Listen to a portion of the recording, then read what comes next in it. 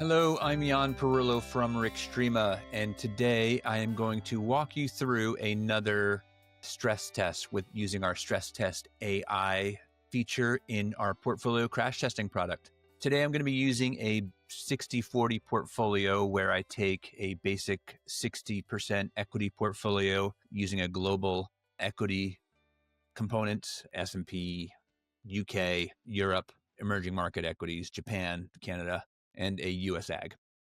What I wanted to do is I wanted to do something that wasn't actually a stress test. As you all probably know, over the weekend, we had a meeting of some of the leaders of the what we might consider many Western adversaries. I think it was called the Shanghai Cooperation Organization, the SCO Summit, I believe it was called, held in China. And the notable attendees of the summit were specifically the leaders of China and Russia, Xi Jinping and Vladimir Putin. As we know, Modi from India also attended.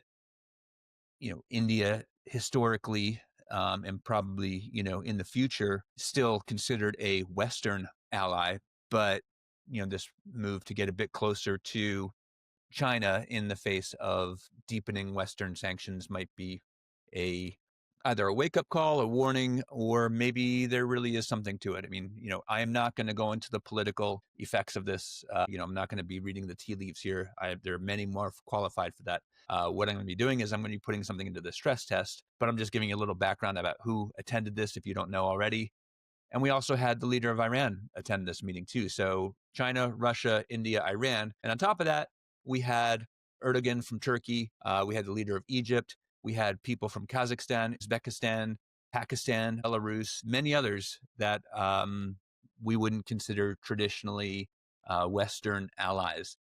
They were all at the summit, which was, of course, capped off by a very large and relatively impressive military parade, especially if you want to compare it to what we had in Washington in the U.S. Their ability to march in sync and close together and look like one essentially was really, it really is impressive. It's always been pretty impressive. But anyways, what I'd like to do here for you today is run that stress test where I ask our StressTestAI feature about that meeting and just ask what the potential economic ramifications of this closer alliance between those countries could be. So what I'm going to do here I have on the screen our StressTestAI. And like I said, this isn't really a stress test, but I'm going to ask what are the potential global ramifications of a closer economic relationship between China, India, Russia, and Iran. I'm not really asking about the other countries. And we're going to go ahead and press return here. And we're going to wait for the answer. And whenever we ask about Iran, it does tend to bring up oil and gas or specifically oil as a factor to stress. So let's see what it does here. And so you can see it up here. It generated a very interesting little picture of these four leaders. I guess those are the leaders. I'm not sure who that's supposed to be or that. Maybe that's Iran. Is that Putin? I don't know. I don't know who's who here. But they're all knitting together, which is kind of hilarious. And then we have a few. It's really interesting that it didn't ask for or didn't stress oil, because it does generally, when we ask about Iran, it tends to stress oil prices. And so this is interesting that we're looking at the ruble, China equity markets, India equity markets, and emerging market sovereign spreads. So let's go ahead and look at the explanations for why it's doing this here.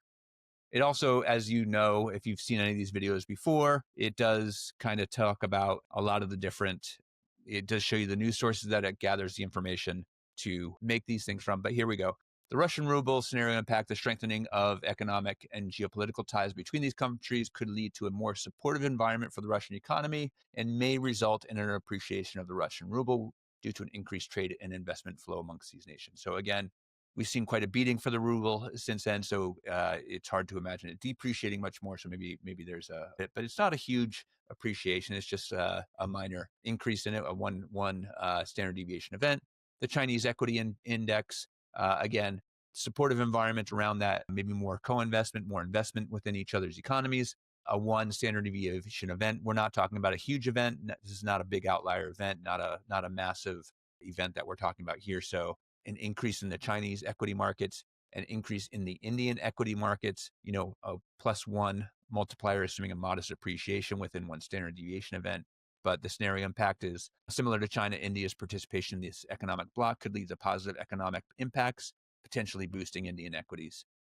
And it does say, what's interesting, it says in both of these, however, the geopolitical concerns can temper this optimism. However, geopolitical tensions may introduce some risk. Keep in mind, I didn't really ask about any tensions. I just said, what could be the economic impacts of this block? I didn't really, like I said, this isn't a stress test. I asked a very simple question. What could be the economic ramifications of this block acting together? So there's 2 lessons here. Well, let's keep on going. Then I'll get into some of the lessons. Emerging market sovereign spread. The closer ties amongst these nations could result in perceived risk, increased risk for Western-aligned emerging markets, potentially leading to wider spreads over treasuries, which is interesting. This is actually one that I didn't really expect, but this is the most significant one. A more significant widening is expected due to the heightened geopolitical risks associated with this scenario. So the biggest risk that it does see is the widening sovereign spreads amongst emerging markets. So I always think that that's an interesting factor. So let's go ahead and apply this scenario. And you can see it's a positive impact on this global portfolio, which isn't a big surprise. Again, this probably isn't a scenario that you would use externally with your clients. But if you come in the morning like I did, and you're kind of wondering what could this lead to, and it's not an instant change. There were no agreements really made. But if this does develop into a bigger alliance amongst particularly these 4 countries, this is kind of one of the things that could be led to over time. That's one of the things to watch out for. But again, just because those countries, in this case, we looked at Russia and China increasing, it doesn't mean that the US isn't going to do okay as well. So it's not a stress scenario necessarily, but it's an interesting exercise to think about what are possibilities. Now, you may disagree with that outcome, as you should critically look at any AI output. I did that exercise specifically to look at what AI was telling us and to think about, do I agree with that? Now, the one place I think that I probably would override that particular scenario was in the sovereign stress, the sovereign bond spreads. That seems a little extreme to me, given that all these other markets are going up. I'm not sure why I would see sovereign stress at that level. Sovereign bond spreads widen by 2 standard deviations when everything else is kind of looking a little bit rosy. Especially underneath there, look to be some increases in the U.S. So that seemed a little counterintuitive to me, but it's really just designed to make you think. Now, I'm probably going to go ahead and get rid of those scenarios from my screen there. But again, the beauty of StressTestAI is that you don't have to just stress test things. You can simply query the model and think about these scenarios in a new way. So I hope you enjoyed that. It wasn't really meant to be an earth-shattering video, but I hope you enjoyed that perspective. Thanks for watching.